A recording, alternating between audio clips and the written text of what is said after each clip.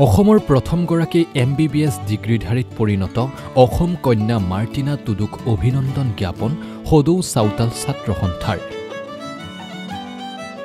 তেজপুৰ চিকিৎসা মহাবিদ্যালয়ৰ পৰা MBBS ডিগ্ৰী লাভ কৰা মাৰ্টিনা টুডুক ছাত্ৰ সংগঠনটোৰ কেন্দ্ৰ সাধাৰণ সম্পাদক ৰিমন সোৰেনৰ নেতৃত্বত যোৱা এটা সজাতি দলে তেজপুৰ চিকিৎসা মহাবিদ্যালয়ত উপস্থিত হৈ অভিনন্দন জ্ঞাপন কৰে ডাক্তৰ মাৰ্টিনা টুডুক।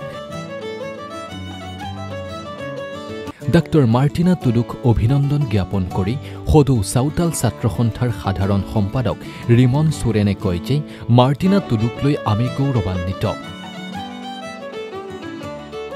আমি আশা কৰোঁ ডাক্তৰ মাৰ্টিনা টুডু হওক চাওতাল জনগোষ্ঠীৰ প্ৰথমগৰাকী ডক্টৰ অফ মেডিচিন।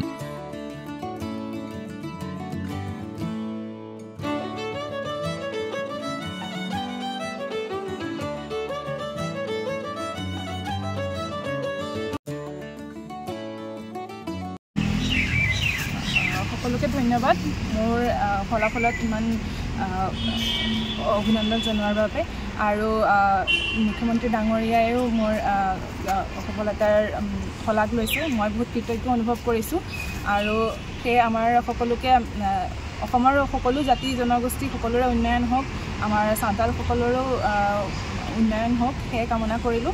বহুত বহুত ধন্যবাদ।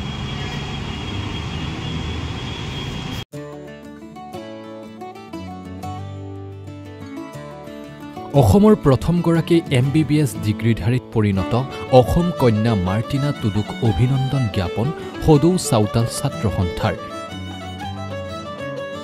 তেজপুৰ চিকিৎসা মহাবিদ্যালয়ৰ পৰা MBBS ডিগ্ৰী লাভ কৰা মাৰ্টিনা টুডুক ছাত্ৰ সংগঠনটোৰ কেন্দ্ৰ সাধাৰণ সম্পাদক ৰিমন সোৰেনৰ নেতৃত্বত যোৱা এটা সজাতি দলে তেজপুৰ চিকিৎসা মহাবিদ্যালয়ত উপস্থিত হৈ অভিনন্দন জ্ঞাপন কৰে ডাক্তৰ মাৰ্টিনা টুডুক।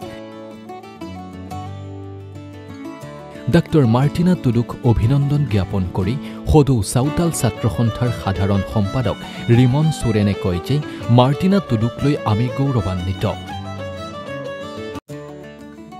আমি আশা কৰোঁ ডাক্তৰ মাৰ্টিনা টুডু হওক চাওতাল জনগোষ্ঠীৰ প্ৰথমগৰাকী ডক্টৰ অফ মেডিচিন।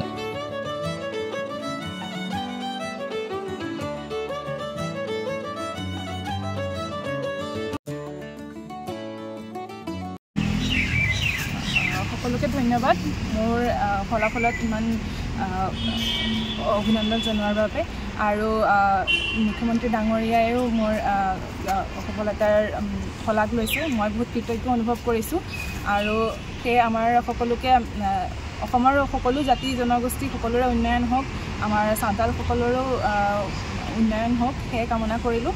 বহুত বহুত ধন্যবাদ।